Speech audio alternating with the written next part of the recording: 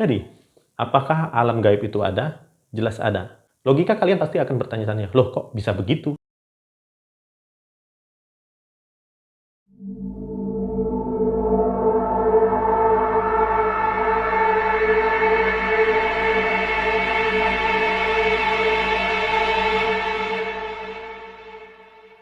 Halo semuanya, selamat datang di Sebelum Pukul 3, di mana kita akan membahas berbagai hal terkait dunia metafisik, misteri yang ada di dunia, fenomena-fenomena gaib, fenomena supranatural, aneh tidak logis yang ada di sekitar kita. Tanpa berlama-lama, mari kita mulai videonya. Alam gaib merupakan suatu dimensi yang sangat amat luas dan cenderung sulit dicerna oleh akal sehat kita sebagai manusia. Di sana, semua hukum duniawi tidak bekerja atau tidak berjalan seperti apa yang kita pikirkan selama ini.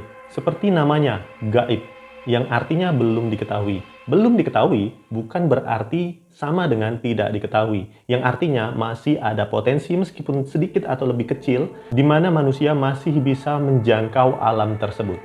Jadi, apakah alam gaib itu ada? Jelas ada. Contoh yang paling masuk akal bagi sebagian besar orang adalah harapan.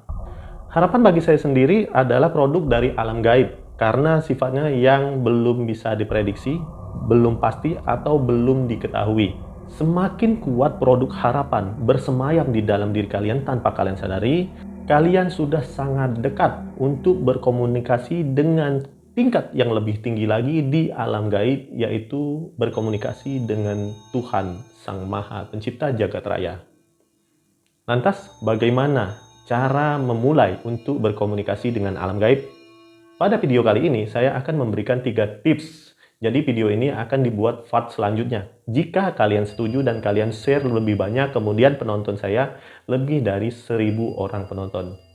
Oke, kita mulai.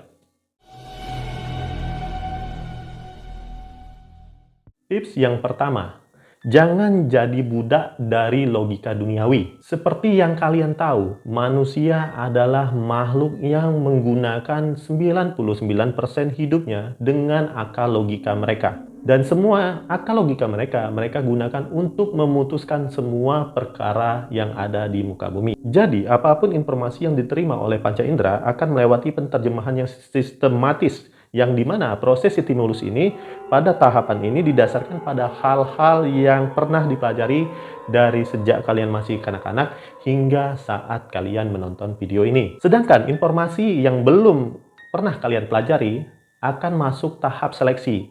Tahap seleksi tersebut adalah diterima atau tidak diterima oleh akal logika kalian.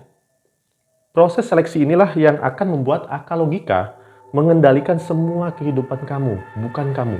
Oleh sebab itu, saya sarankan sebelum kalian melanjutkan video ini, kalian harus membuka diri kalian dulu, mengubah paradigma kalian dulu. Ketika paradigma kalian berubah, maka secara otomatis tubuh kalian akan menerima informasi yang didapat dari video yang sedang berjalan. Ketika kalian terbuka dengan informasi yang saya berikan, maka kalian akan mulai mempelajari bagaimana cara menjelajah alam gaib lebih jauh lagi. Karena alam gaib tidak seseram itu. Tips yang kedua, melihat dengan mata terbuka tetapi tertutup. Artinya di sini kalian tidak hanya melihat sesuatu secara visual, tetapi kalian juga melihat pada sudut pandang yang tidak pernah kalian lihat sebelumnya. Sebagai contoh, di depan kalian ada sebuah objek. Bayangkan objek itu apa saja di depan kalian, boleh kalian ambil sekarang juga. Kemudian kalian lihat. Ini secara visual, saya melihat sebuah botol, di dalamnya ada madu.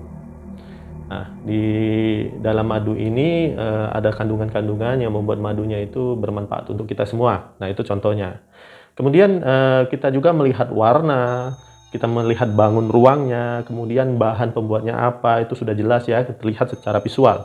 Namun dengan visual tertutup, atau dengan menggunakan mata batin, akan ada informasi asing mengenai pernah berada di mana saja benda ini. Kemudian bahkan hingga rekaman ingatan kejadian yang bukan milik kita. Apa ya bilangnya itu, seperti dia merekam sesuatu, orang berjalan, orang menangis, orang sedang menelpon, atau kejadian-kejadian yang tidak pernah kita duga sebelumnya.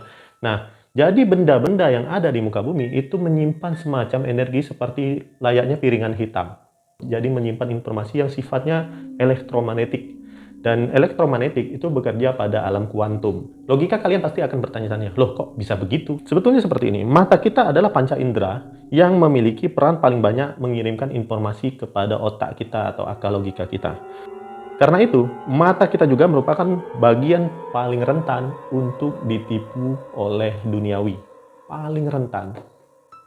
Mata bekerja untuk melihat dan mengamati objek yang mampu mereka lihat saja, yaitu objek yang memancarkan cahaya, seperti lampu, atau yang memantulkan cahaya, seperti bangun ruang yang ada di depan saya ini.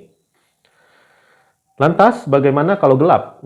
Maka mata akan kehilangan stimulus untuk dikirimkan ke otak. Jadi mata kita ini tidak melihat apapun di saat benda itu gelap. Nah, alam gaib berada pada dimensi yang disebut dengan dimensi gelap. Gelap di sini bukan berarti itu dimensi iblis, itu dimensi setan, bukan. Tetapi dimensi yang tidak bisa dilihat secara visual oleh bagian lensa atau retina mata kita. Padahal nih, kalau kalian telah lebih jauh, manusia ini merupakan makhluk spesial yang diciptakan oleh Tuhan Yang Maha Kuasa. Yang artinya, tanpa mengandalkan mata visual, kalian tetap bisa melihat dalam kegelapan yang pekat sekalipun. Masih bertanya-tanya? Ubah lagi paradigma kalian untuk berpemikiran terbuka dengan informasi yang saya berikan. Segala hal yang gaib seperti yang saya sampaikan di awal tidak terikat dengan hukum duniawi. Mereka tidak perlu membutuhkan cahaya untuk nampak atau memantulkan cahaya untuk dilihat oleh kita. Karena mereka memiliki kehendak bebas mereka sendiri. Dan ini adalah cara mereka berkomunikasi dengan makhluk yang visual. Jadi kita makhluk visual berkomunikasi dengan makhluk seperti mereka memiliki tingkatan komunikasi yang berbeda dan tidak pernah kita bayangkan sebelumnya. Jadi, jika kamu masih ingin melihat mereka tapi masih menggunakan akal logika kalian dan mata visual kalian, maka saya jamin selamanya kalian akan mustahil untuk berkomunikasi dengan alam gaib. Dan kalian yang tadinya memberontak ketika kalian tidak mendapatkan hasil, biasanya kan seperti itu. Kalian akan serta-merta menjudge bahwa alam gaib itu tidak ada, tidak nyata, dan itu hanya tipu muslihat atau halusinasi. Oleh karena itu, belajarlah untuk melihat dengan tanpa menggunakan mata visual kalian dan berpikiran lebih terbuka dengan apa yang ingin kalian pelajari secara lebih jauh lagi dan lebih giat lagi ke depannya.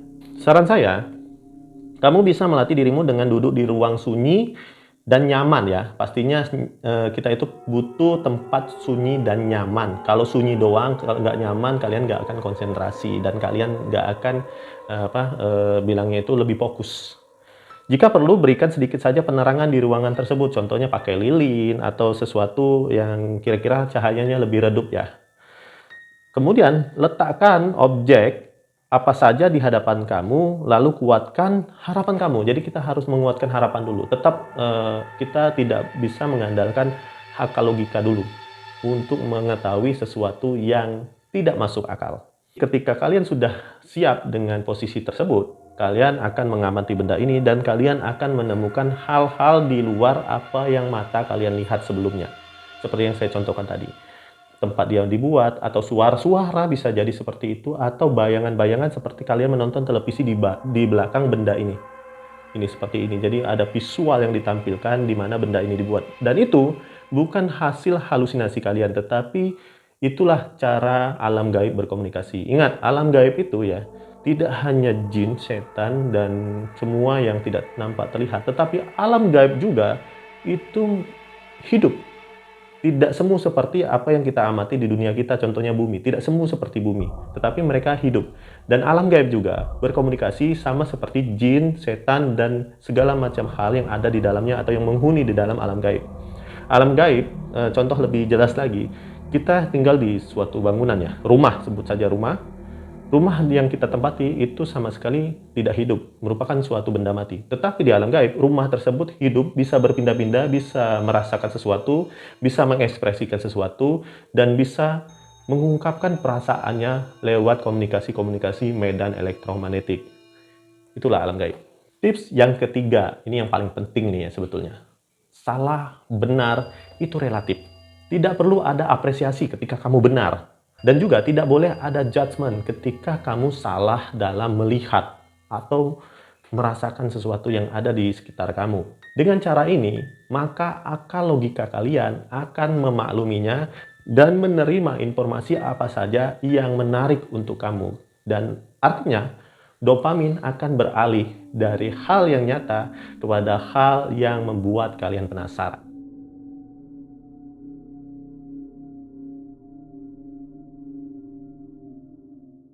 Next, ada tips selanjutnya yang akan kalian dapatkan dari video saya seperti janji saya tadi, tetapi ketika video ini sudah mencapai 1000 penonton atau lebih. Dan untuk sekarang, selamat mencoba. Akhir kata, wabillahi taufiq wal hidayah. Wassalamualaikum warahmatullahi wabarakatuh. Om Swastiastu, Namo Buddhaya, Salam Sejahtera, Salam Kebajikan, Salam. Dan inilah sebelum pukul 3. Terima kasih.